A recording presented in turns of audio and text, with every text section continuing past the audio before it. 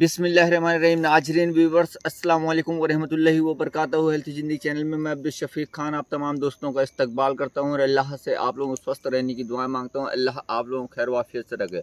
दोस्तों, मेरा जो आज का नुस्खा है वो सेमल के दरख्त पर है। जैसे कि आप ये देख रहे हैं, ये फूलों से पूरा लैस है। इसकी हाइट तकरीबन 30-35 फीट हाइट होती है और जनवरी फरवरी मार्च अप्रैल तक ये फूलों से लैस हो जाता है। इसमें कॉटन भी निकलता है। इसके फूल और इसके जड़ और इसके पत्ते सब दवाओं के काम में आते हैं। बस आप लोगों से मेरी इतनी इल्तिजा है कि आप लोग वीडियो को पूरा देखते रहें और मेरे बताए हुए नुस्खे से फ़ायदा उठाते रहें। और इसी के साथ साथ मेरे चैनल को सब्सक्राइब, बेल आइकन करना ना भूलें। घंटी का जो आल का बटन है उसको ज़रूर दबाएं ताकि जैसे यूट्यूब पर मैं नया वीडियो अपलोड करूं आप तक फ़ौरन पहुंच सके। और वीडियो को शेयर भी करें ताकि आप लोगों को साथ साथ दूसरे भी फ़ायदा उठा सके। तो दोस्तों, ये जो सेमल का दरख्त है इसके फ़वाइद क्या क्या है मैं आप लोगों को बता दूं। अगर किसी जिस्म में कहीं गांठ है उस पर भी काम करता है। पिंपल्स यानी चेहरे पे दाग धब्बे हैं, मुहासे हो गए तो उस पर भी काम करता है। गर्मी का जिसको एहसास हो रहा है या हाथ पैरों में जलन है तो उस पर भी काम करता है। और पुरानी खांसी पे भी काम करता है। इसके बहुत सारे फ़वाइद हैं। अगर वीडियो मैं पूरा बनाने बैठूँगा तो मज़ीद हो जाएगा, लेकिन जो मुख्तसर और जो बीमारियां अक्सर लोगों को परेशान किया करती हैं उन्हीं पे मैं ये नुस्खा और इस सेमल के दरख्त पर बनाऊंगा और आप लोगों को बताऊंगा। तो इसके फ़वाइद क्या क्या है ये तो मैंने आपको बताया। अब मैं आऊँगा नुस्खे की तरफ। तो आप चलिए मेरे साथ बने रहिए। तो चलिए मैं इसके पूरे फ़वाइद और इसके दरख्त के और नज़दीक ले जाके मैं आपको इसकी पहचान करा देता हूँ। इसका फूल जैसा कि आप देख रहे हैं, थोड़ा कैमरा नज़दीक ला ले या जूम कर, तो इसके दरख्त में कांटे पूरे होते हैं। इसमें चढ़ना मुश्किल है। इसके पत्ते नहीं, इस वक्त पत्ते पूरे झड़ चुके हैं, पतझड़ हो गया है। नहीं, मैं इसके पत्तों की भी आपको पहचान करा देता। वैसे पहचान की ज़रूरत, इसके कांटे ही आपके लिए काफ़ी है क्योंकि पूरे दरख्त में इसके कांटे होते हैं। ऊपर से लेके नीचे तक, टहनियों तक जितने भी हैं सारे उसमें कांटे होते हैं। तो सबसे बड़ी पहचान आप कांटों से इसकी कर सकते हैं। इसमें कोई मुश्किल नहीं, पत्ते नहीं है, नहीं मैं वो भी दिखा देता। तो चलिए मैं दरख्त के नज़दीक आपको ले जाता हूँ। तो जैसा कि आप देख रहे हैं, ये कांटे हैं इसके, हैं पूरे ये कांटे हैं। थोड़ा और कैमरा नज़दीक ला के दिखा दे। ये पूरे देखिए, ये पूरे कांटे हैं। इसमें बहुत मुश्किल रहता है इसके दरख्त पे चढ़ना। तो ये देखिए पूरे ये कांटे हैं इसके। और इसके क्या क्या नाम है इंशाल्लाह मैं डिस्क्रिप्शन में डाल दूँगा। तो मैं आता हूँ नुस्खे की तरफ। तो अगर किसी के चेहरे पे पिंपल्स, कील मुहासे हो गए तो उसके लिए बहुत ही उम्दा चीज़ है ये। आपने करना क्या है, वो मेरी बहनें, वो मेरी माँ, वो भाई लोग जिनके चेहरे ख़राब हो जाते हैं पिंपल्स, मुहासे, कील मुहासों से, और बाज़ार की तरह तरह की क्रीमें लगाते हैं फिर भी कोई आराम नहीं मिलता और गड्ढे हो जाते हैं, यानी चेहरे पे गड्ढे हो जाते हैं। तो उस पर बहुत ही अच्छा काम करता है। आपने यूँ करना है कि इसके पत्तों को पीस के पेस्ट की तरह अगर चेहरे पे लगाते तो इंशाल्लाह जो आपका चेहरे पे बेनूर हो गया है, चेहरे की रौनक चली गई है पिंपल्स, कील मुहासों से, तो मेरे अल्लाह ने चाहा तो वो आपका मसला हल हो जाएगा। आप बस कुछ ही दिन लगाएं, ऐसा नहीं मेरे दोस्तों आप 1-2 दिन लगा के छोड़ दें। ये देसी नुस्खे जात हैं। थोड़ा आप तवील लीजिए, लंबा लीजिए, हफ्ता 15 दिन 20 दिन, तो इंशाल्लाह आपका जो ये मसला है मुहासों का वो दूर हो जाता है। कई बार ऐसा होता है आप 2-4 दिन लेके छोड़ देते हैं तो वो फ़ायदा नहीं करता। अब अगर किसी के जिस्म में कहीं भी गांठ है, गांठ रसौली तो होना अच्छी चीज़ नहीं है क्योंकि ये कई बार गांठें कैंसर की हुआ करती हैं, तो उसमें आप लापरवाही न करें।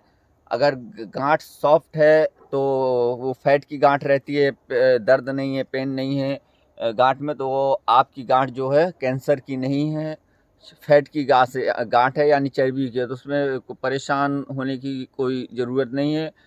अगर गांठ है भी आपको नहीं मालूम कि ये किस चीज़ की गांठ है, वैसे तो आप अगर गांठ है तो तुरंत इसका चेकअप कराएं, डॉक्टर से रब्ता करें, उसके बाद अपना ट्रीटमेंट करें। तो इसके लिए गांठ के लिए बहुत ही अच्छी चीज़ है ये। आपने यूँ करना है कि इसके पत्तों को लेना है, पत्तों को पीस के आप चेहरे गांठ के ऊपर पेस्ट की तरह लगा लीजिए और ऊपर से कपड़ा बांध लीजिए। तो इंशाल्लाह कुछ ही दिन जब आप इस मुसलसल इसको करते रहेंगे तो आपका जो गांठ का मसला है वो गांठ गलने लगेगी और आपको गांठ से निजात मिल जाएगी, आपके जिस्म की गांठ खत्म हो जाएगी।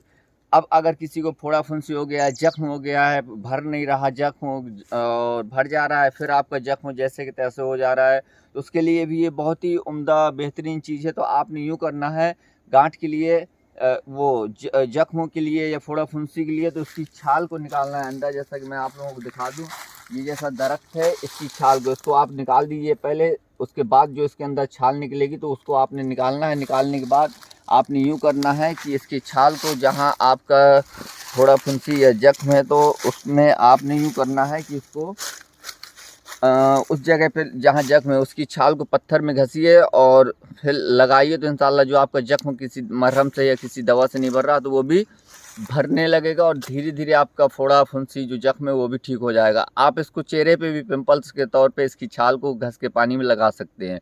तो बहुत ही उम्दा चीज़ है भाइयों, आप इस्तेमाल करें और आप इस नुस्खे से मायूस नहीं होंगे। और दूसरी चीज़, अगर किसी को पुरानी खांसी है, तमाम तरह के इलाज करा लिए, खांसी रात में भी आ रही है, आपको आपकी नींद को हराम कर दे रही है, तो और दिन में भी आप बैठे हैं खुल्लू खुल्लू खांसी कर रहे हैं, तो आदमी ये सोचता है मुझे कौन सा कहीं टीबी तो नहीं हो गया। तो इंशाल्लाह इससे ये भी मसला, आपकी जो पुरानी खांसी किसी दवा से नहीं ठीक हो रही, ये भी हल हो जाए। तो आपने करना क्या है, इसकी जो जड़ रहती है, जड़ को आपने निकालना है। इसका जड़ निकालने के बाद आपने कंद भी बोला जाता है, इसकी जड़ को निकाल लें, सब साए में खुश्क कर लें। खुश्क करने के बाद इसका सपूप बना लें। अब सपूप बनाने के बाद आपने सौंठ लेनी है, यानी जिसको इंग्लिश में ड्राई जिंजर भी बोला जाता है और जंजबील भी बोला जाता है, और काली मिर्च लेना है, यानी ब्लैक पेपर, और फिल स्याह भी बोला जाता है। तो ये आपने लेना है। तीनों की मिकदार, तीनों की मात्रा आपने बराबर लेनी है। इसके बाद आप इनका तीनों का सपूप बना लें। सपूप बनाने के बाद आप इसको रख लें। रखने के बाद सुबह शाम हाफ़ टी स्पून अगर आप इसको लेते हैं तो इंशाल्लाह जो आपका खांसी का मसला है वो दूर हो जाएगा और आपकी खांसी ऐसे भग जाएगी जैसे आपको थी ही नहीं। ये खांसी पर हो गया। अब अगर किसी के जिस्म में जलन होती है या हाथों की हथेलियाँ, पैर के तलवे जलते हैं, तो उसके लिए भी ये काम करता है। तो इसका जो गोंद रहती है, गोंद को आपने लेनी है। जो आपको अभी गोंद इसमें नहीं निकली, जो आपको पंसारी के दुकान में आसानी मोच रस के नाम से मिल जाएगी। अगर आप पंसारी की दुकान में जाते हैं, मोच रस बोलते हैं, सेमल की गोंद न समझें, लेकिन मोच रस अगर आप पंसारी दुकान में बोलते हैं तो इंशाल्लाह वो गोंद आपको मिल जाएगी। तो जिसके हाथ पैरों में जलन होती है, पैर के तलवे जलते हैं, हाथ की हथेलियाँ जलती हैं, या जिस्म में गर्मी का एहसास है, तो उस पर लाजवाब ये असर करता है इसकी गोंद। मोच रस इसको बोला जाता है, गोंद को इसकी।